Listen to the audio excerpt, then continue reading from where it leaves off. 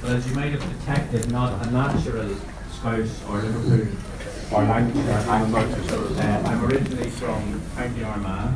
I'm the chair of the all-party group on Ireland and the Irish in Britain. It's great to see so many colleagues here from both houses of Parliament representing all parties. And I think we've had a very good day. Our friends from Ireland who arrived this morning, who were so kindly hosted by Ambassador O'Neill at the Irish Embassy, by the Foreign Secretary and Ambassador Barnett at the Foreign and Commonwealth Office, and who have had meetings here today with the party leaders and representatives from both houses of Parliament and from all parties. I feel very proud to have hosted the largest delegation that has ever come to Westminster from the Oireachtas. It's great to have so many old friends and so many new ones, to have made friends who have come to their first event at Westminster, and to see so many who have such a long-standing relationship with this place and who have done so much for British-Irish relations. Senator Frank Feehan, who you'll hear from in a little bit, who has acted as the convener, I think, of this visit. It's great to... Is somebody recording that now for the convention in Sligo Leitrim? Never mind the general. And the last to hear of Shannon Aaron, Deputy Speaker of the Upper House in the Irish Parliament, Senator Paul Coughlin. It's good to have you here. I think Killarney Cathedral, is it St Mary's in Killarney? That's correct. St Paul's. Huge in design. Thanks, Paul. He must be reading the teleprompter. Huge, of course, who designed what we call the modern building here. Also, was the architect of Enniscorthy, Corry, Killarney, churches and cathedral. I think a space in what is now a space in Waterford, which was, I think, a convent initially.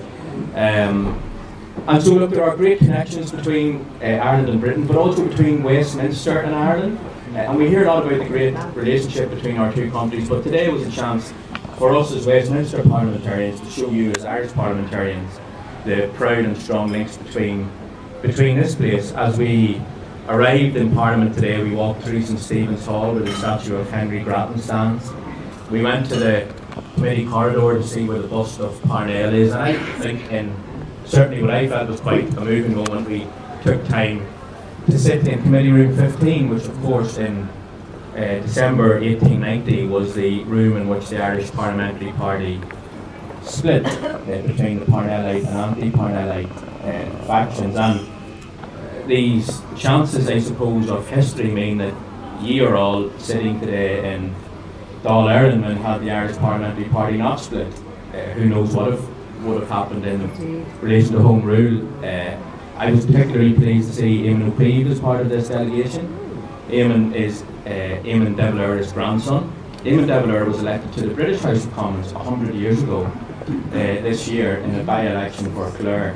I told Eamon he might have been well received by the people of Clare when he travelled north to Armagh to campaign in a by-election. In 1918, he was stoned out of it by a mob orchestrated and organised not by Ulster Unionists but by the local Catholic curate.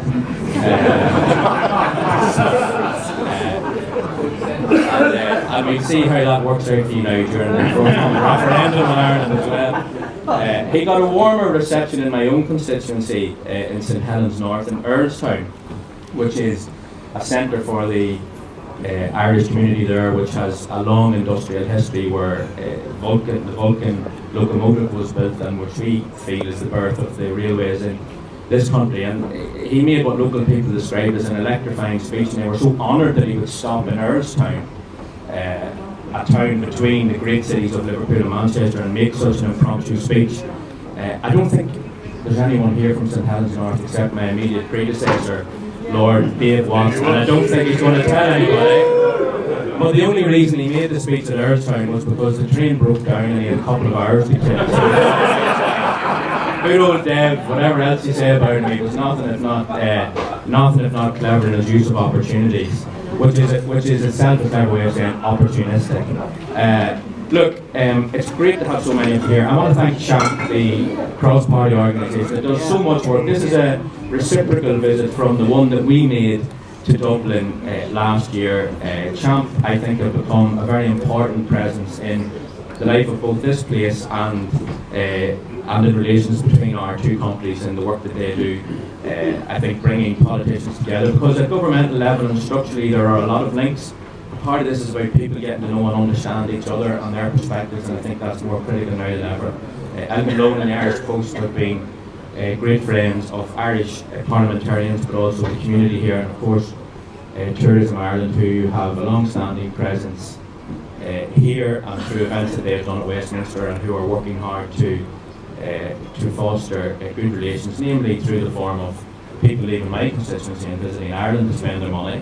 But I think that we can safely say in what are very difficult and challenging times, and our Irish parliamentarians, I think, heard a bit about that today, and how there is not a homogenous view here about Brexit or how it should happen or what should happen.